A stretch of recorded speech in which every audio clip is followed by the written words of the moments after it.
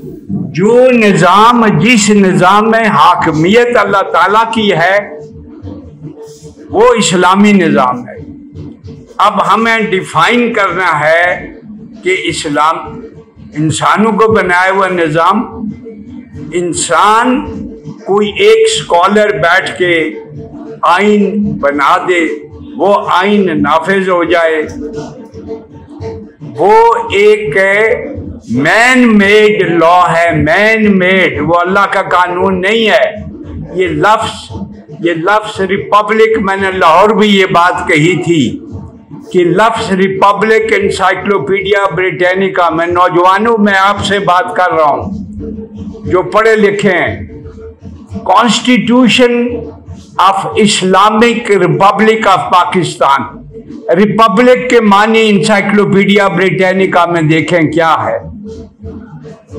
Republic के मानी ये हैं इंसानों की या उनके नुमाइंदों की हुकूमत को रिपब्लिक कहते हैं। इसकी पेशानी पर लादीनियत, सेक्युलरिज्म के अल्फाज सब किसी ने गौर किया? मौलाना तकी उस्मानी साहब, कुछ बहुत सारे उलमा इस कॉन्स्टिट्यूशन को इस्लामी कहते हैं। मैं कहता हूँ ये इस्लामी नहीं है, ये सेक्युलर कॉन्स्टिट्यूशन है। और दूसरी बात सुने, मैंने, अब लंबी बात, मुझे बड़ी तशवीश होती है कि बात टू द पॉइंट और रेलेवेंट होनी चाहिए। एक चैप्टर है इस कॉन्स्टिट्यूशन में जिसको फंडामेंटल राइट्स कहते हैं। समझ रहे हैं आप? मुझसे बात कर सकते हैं, डायलॉग कर सकते हैं। वो एक चैप्टर है जिसमें लिखा है फंडामेंटल राइट्स, यानी वो बुनियादी हुकूक। वो उन बुनियादी हुकूक में मेरा और आपका ये हक नहीं है as a Muslim citizen of this country, male और फीमेल, कि हम अपनी जिंदगियां, मैं इंग्लिश में कहता हूं, I as a Muslim citizen of this country have no right to lead my life in accordance with the injunctions of Quran and Sunnah। ये बड़ा अहम जुमला मैंने आपसे, यही वजह थी कि जब मैंने पिटीशन फाइल की सुप्रीम कोर्ट में अंडर आर्टिकल 184(3) कि जनाब इस कॉन्स्टिट्यूशन में लिखा है that the state shall eliminate रिबा एज अर्ली एज पॉसिबल। 73 में लिखा था। मौलवी हजरात को मुतमईन करने के लिए, ना वो समझे कि ये प्रिंसिपल ऑफ पॉलिसी में है, फंडामेंटल राइट में नहीं है। जब मैं लेके गया तो 3 जजेस ने कहा कि आपने बड़ा अहम पॉइंट रेज किया है कि दूसरी हेयरिंग पर अलमिया हमारी जुडिशरी का, इनसे किसी दिन गेट पर खड़े हो जाए ना तो ये जज से आए तो सूरतुल फातिहा सुनाते जाएंगे सही तजवीद और तलफ़ुज़ के साथ, सब फेल हो जाएंगे। तो ये दूसरे दिन चीफ जस्टिस के सामने लगी नेक्स्ट हेयरिंग पर, तो उसने कहा ये तो फेडरल शरीयत कोर्ट का काम है, ये हमारा काम नहीं। जरा अंदाजा लगाएं, वो मेरी पिटीशन, उसमें पिटिशनर मैंने बनाया था डॉक्टर इसरार साहब, मरहूम के साहबजादे, बड़े साहबजादे को जो अमीर थे उस वक्त, वो पिटिशन मेरी for the elimination of Riba dismiss हो गई। मैंने एक और पिटिशन फाइल की। ये बड़ी अहम बात है, आपके सामने किसी ने बात नहीं की। मैं हैरान हूं कि इस मुल्क के उलमा इस पार्लियामेंट को क्या समझते हैं। क्या ये मजलिस शूरा है? कोई एक फर्द भी यहाँ मुझे कह दे तो क्या मजलिस शूरा इस पार्लियामेंट को हम तस्लीम क्यों करते हैं, इसे ऐलान बरात क्यों नहीं करते? आर्टिकल 50, मैं आज कॉन्स्टिट्यूशन नहीं लाया, आर्टिकल 50 क्या कहता है? That there shall be a मजलिस शूरा विद इन ब्रैकेट पार्लियामेंट। ये धोखा है, ये ज़ियाउल हक मरहूम ये लफ्ज डाल गए मजलिस शूरा वाला। अब बात ये है कि ये पार्लियामेंट, अगर आप इसको इस्लामाइज करना चाहते हैं तो इसको मजलिस शूरा बनाएं और एक बंदा भी अहल नहीं है मजलिस शूरा की, तो आप इनसे खैर की तवक्को रखते हैं? कतन खैर इस कॉन्स्टिट्यूशन से लाने बरात करें। पहली बात मैंने रिपब्लिक की, दूसरी बात मैंने फंडामेंटल राइट की, तीसरी बात मैंने मजलिस शूरा की है कि आर्टिकल 5, मैं कॉन्स्टिट्यूशन को कोट कर रहा हूँ, मुझे ज़ुबानी सारी चीज़ें याद है। तो ये मजलिस शूरा नहीं है, ये मुल्क इस वक्त काफराना निज़ाम के तहत हम जिंदगियां गुजार रहे हैं, इसमें कोई ज़रा बराबर शक नहीं है। अब हमारे करने का काम क्या है? बात ये जनाब इस तरह के, इनका दर्द मैं अरसे से जानता हूँ, इनका इखलास, इनकी तड़प इत्तेहाद की।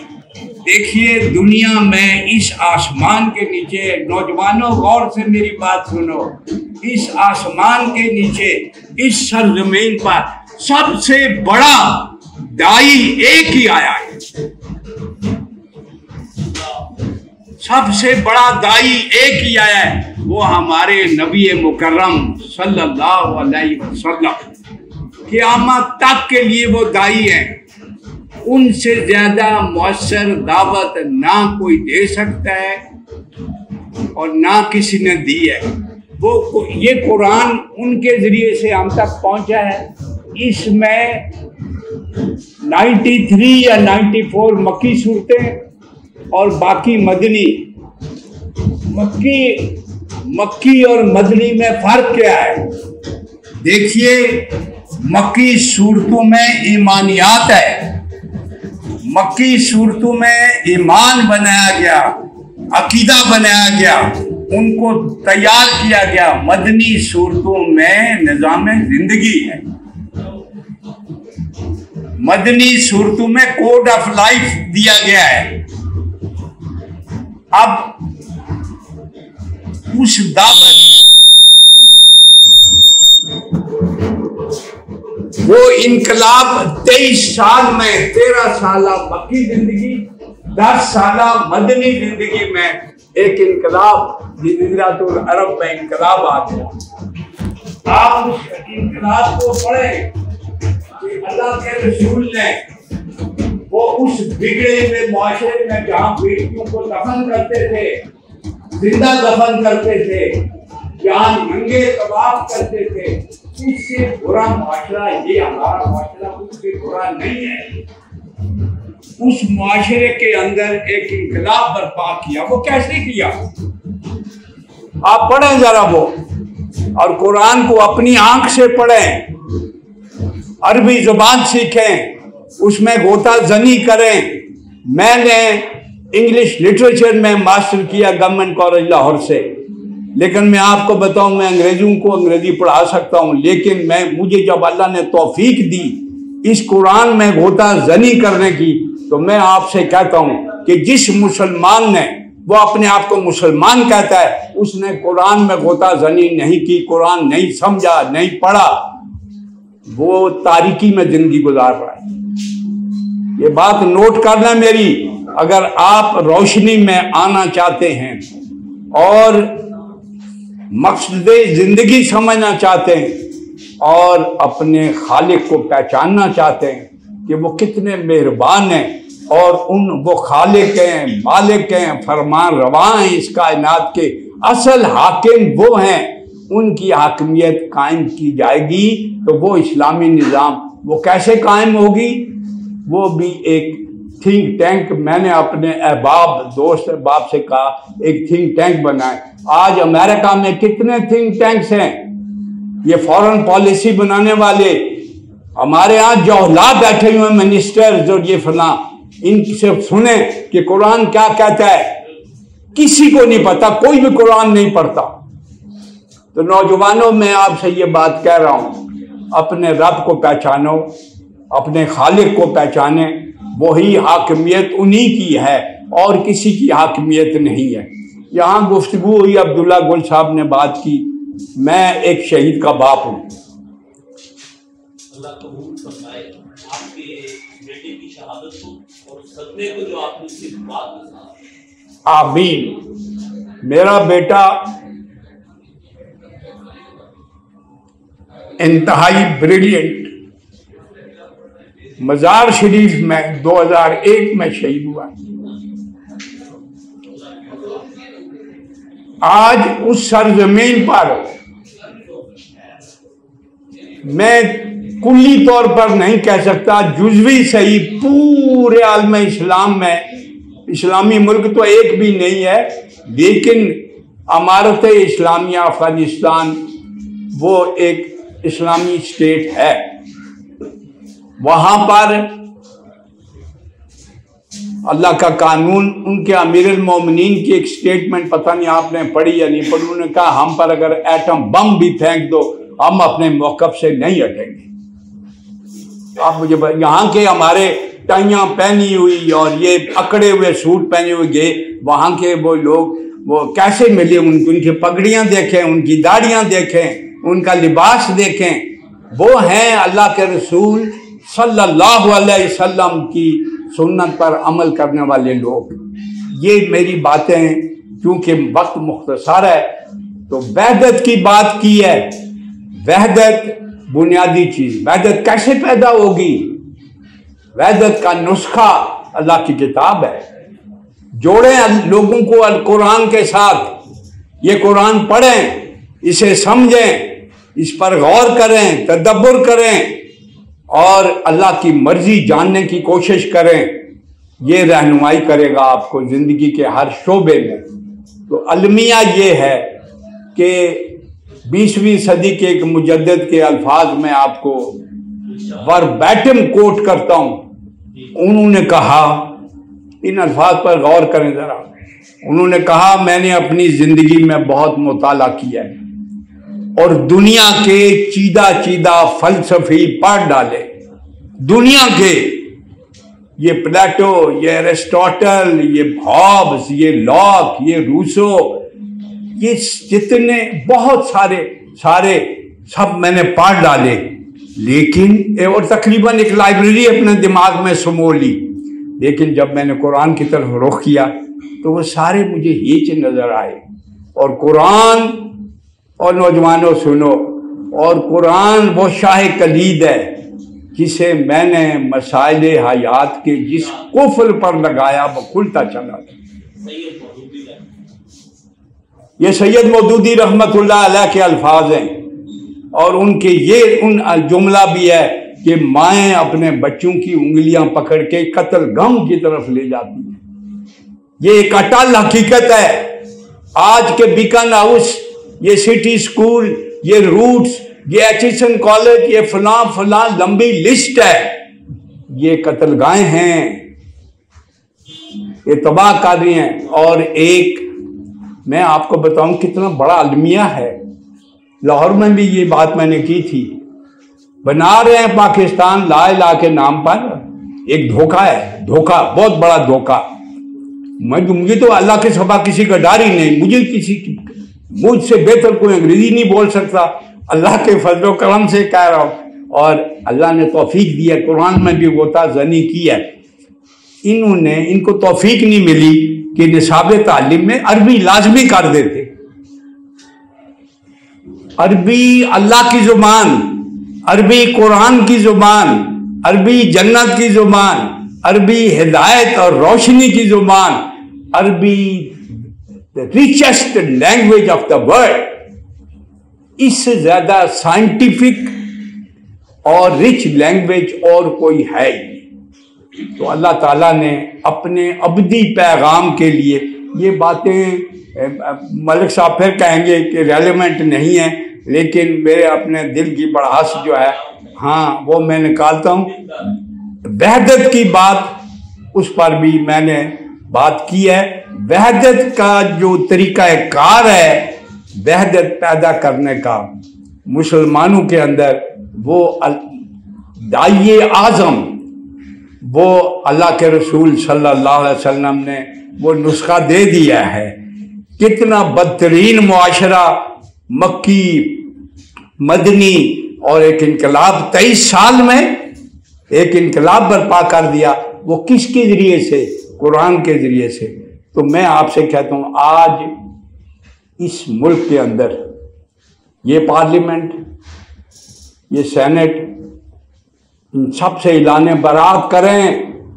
और मुझे आज तक किसी ने जवाब नहीं दिया कि क्या ये एडल्ट फ्रेंचाइज ये इस्लामी तस्वर है। गौर करें जनाब, आप हर बालिग मेल या female has a right to vote. ये कोई पैमाना है? आप सूरह निसा की आयत नंबर 58 पढ़े, क्या कहती है वो आयत मुबारका?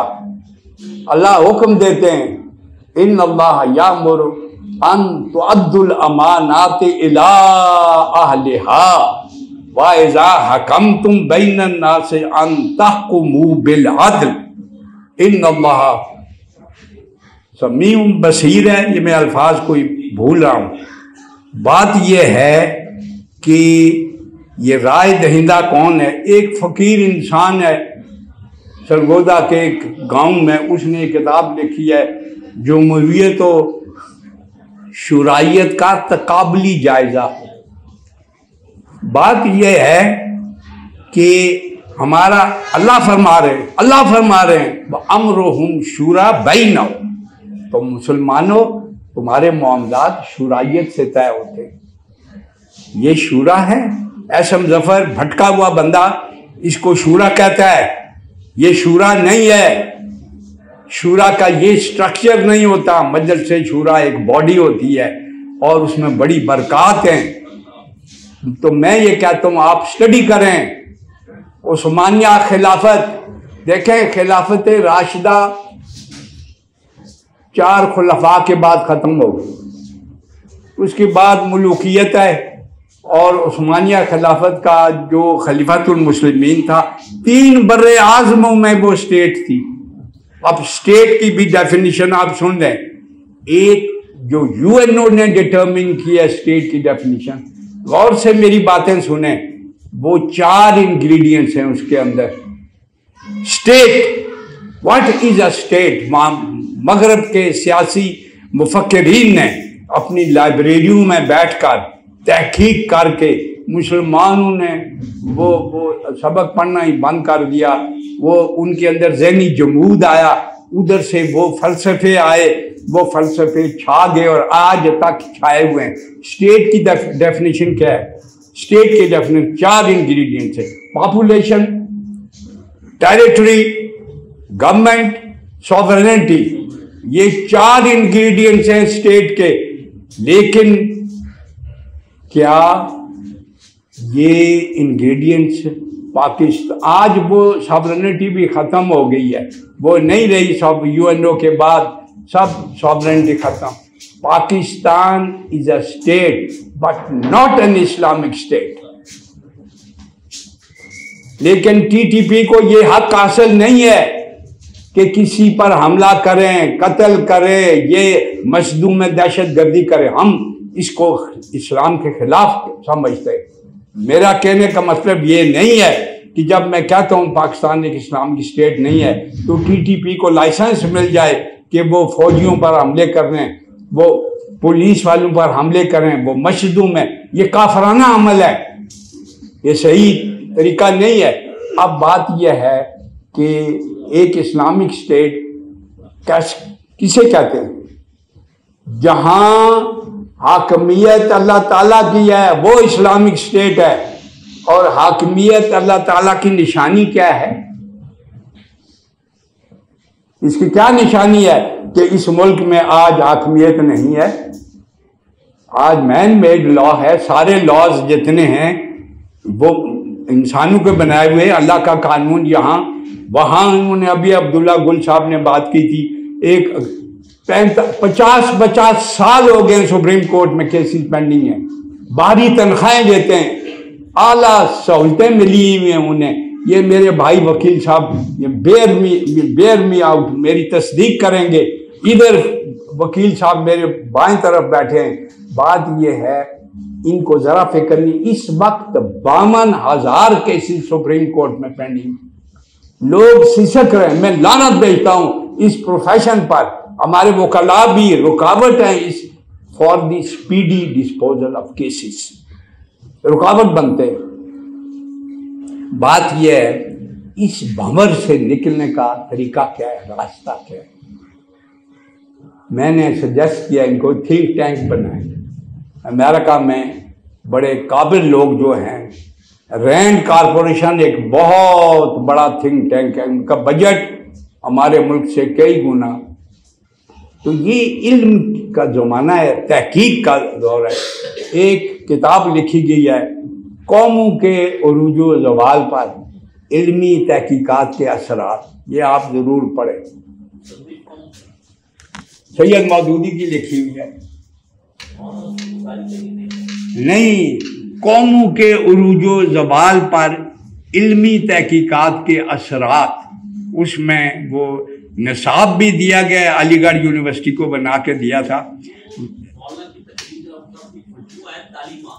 वो भी बहुत सारी चीज़ें हैं, लेकिन मैं आपको बताऊं कि आप अपने इंडिपेंडेंट, मेरी बात नहीं, अपना इंडिपेंडेंट माइंड यूज़ करें।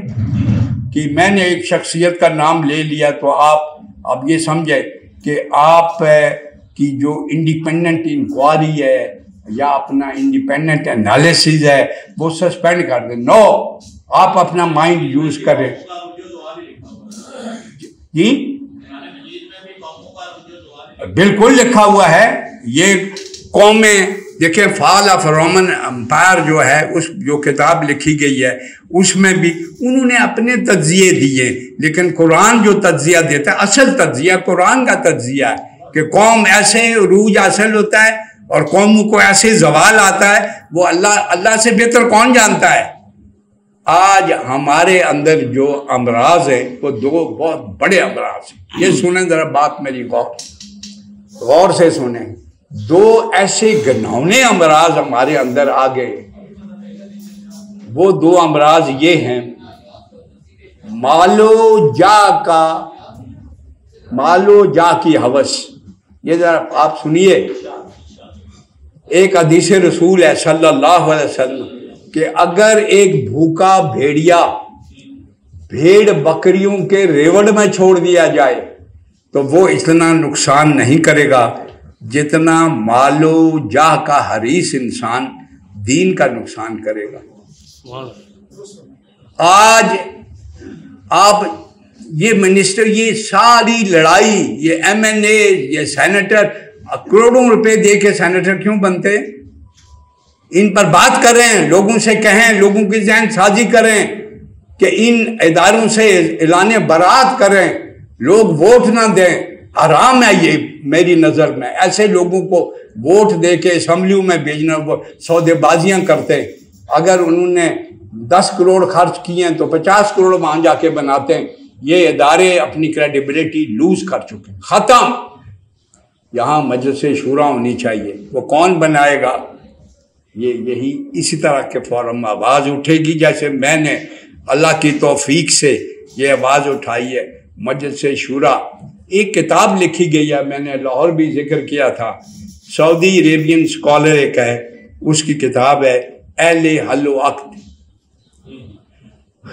मेरी बात से आप उकता तो नहीं गए कि मैं बात अपनी ख़त्म कर दूं? देखें एक स्कॉलर है, उसने किताब लिखी है अहले हल व अक्द। चाइना वाले उस बॉडी को प्रेसिडियम कहते हैं, पॉलिट ब्यूरो कहते हैं। रशियन और चाइनीज दोनों उनके कॉन्स्टिट्यूशन में वो अहले हल व अक्द कौन लोग होते हैं? वो बांधने वाले और खोलने वाले, वो मुआशरे के बेहतरीन लोग होते हैं। आज हमारा मुआशरा इतना बांझ नहीं है। ये अल्लाह ने आप लोगों को यहाँ क्यों लाए हैं? अल्लाह, ये नौजवान क्यों आए? अगर इनके अंदर दीन का दर्द ना होता कभी ना आते। संडे के दिन खेल कूद ये वो तरह तरह मशगले यहाँ आए।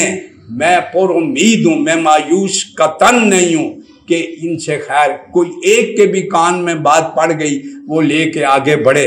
इन इदारों से ऐलान बरात करें। हम इस पार्लियामेंट को नहीं मानते, हम इस सेनेट को नहीं मानते, इन मिनिस्टर। फिर एक और बात सुन लो नौजवानों, इस मुल्क के बजट को जानबूझ के इन अयाशों ने, बहुत बड़ा बजट, एक है फेडरेशन, एक है यूनिटरी फॉर्म ऑफ गवर्नमेंट, क्या जस्टिफिकेशन है?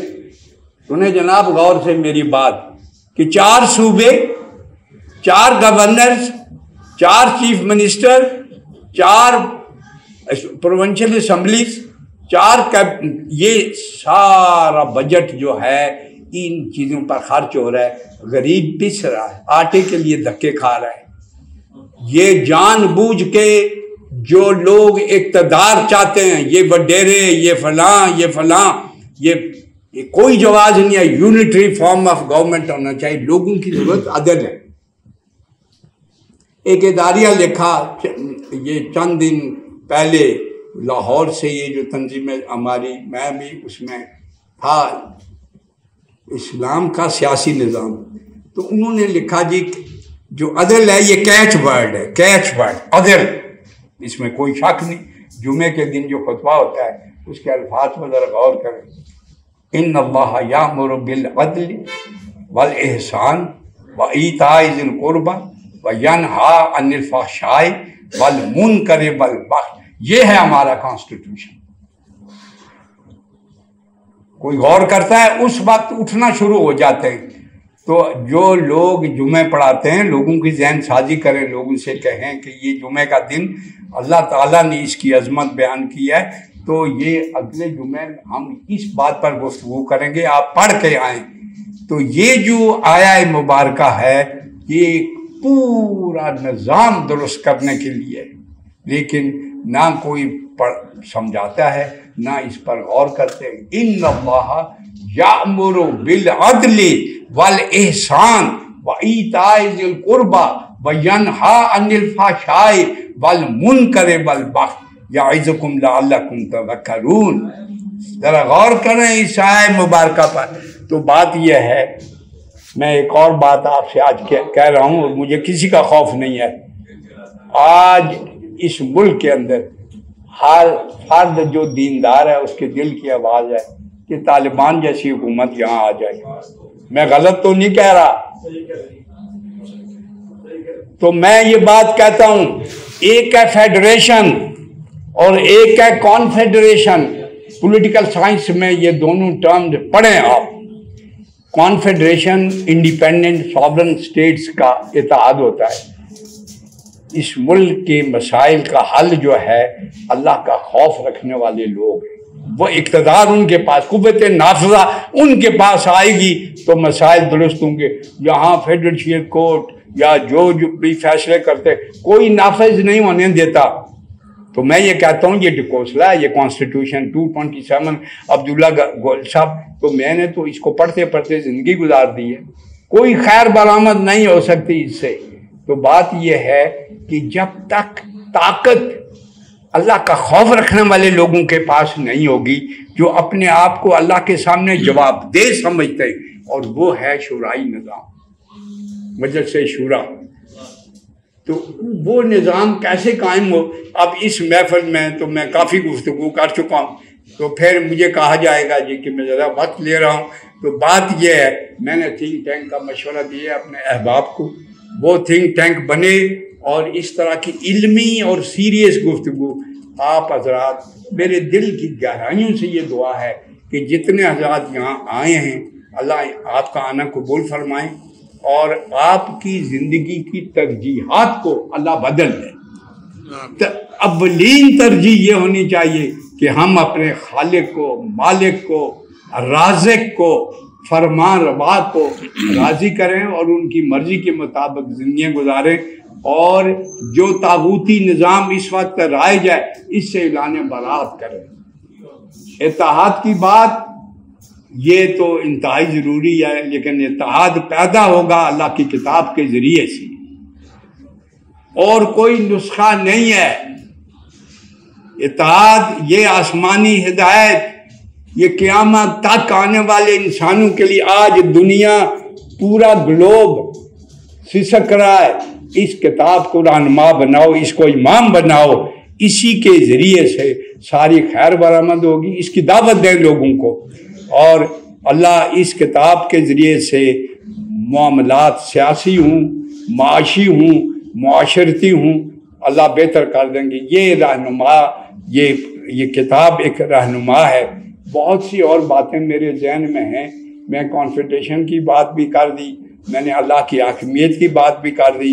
इंसानों की हाकमियत काफराना निज़ाम जो आज हमारे मुल्क में है, तो मुझे और आपको अल्लाह ताला दीन की समझ अता फरमाए, उस पर अमल की तौफीक अता फरमाए, उसकी दावत की तौफीक अता फरमाए और इस दीन को दुनिया में गालिब करने की तौफीक अता फरमाए।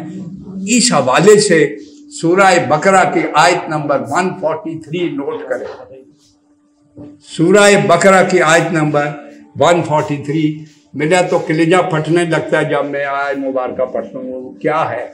औज़ु बिल्लाहि मिनश शैतानिर रजीम, बिस्मिल्लाहिर रहमानिर रहीम, व कज़ालिका जअलनाकुम उम्मतम वसतल लितकूनु शुहदा अलन नास व यकूना रसूलु अलैकुम शहीदा। और इसी तरह हमने तुम्हें एक उम्मत वसत बनाया। ये उम्मत वसत है कि तुम लोगों पर गवाही दोगे और अल्लाह के रसूल तुम पर गवाही देंगे। क्या गवाही दोगे? कि हम आला सेक्टर्स में कोठियां बनाते रहे, अपना लाइफ स्टैंडर्ड बुलंद करते रहे। क्या गवाही दोगे अल्लाह के दीन के हवाले से? ये फकीर इंसान वसाइल भी नहीं है, वसाइल भी नहीं है। ये महफिल अल्लाह ताला अजर अजीम अता फरमाए इनको। हम में से जो वसाइल रखते हैं कंट्रीब्यूट करना चाहिए। तो बहरहाल ये आया मुबारका जो मैंने पढ़ी है, ये हमारी बहुत बड़ी जिम्मेदारी है इस दुनिया में नौ इंसानी तक ये दीन पहुंचाना और इस दीन के गलबे के लिए कोशिश करना। मुझे और आपको अल्लाह ताला इस्तिकामत अता फरमाए और दीन पर चलने की तौफीक अता फरमाए। वमा अलैना इल्लल बलाग।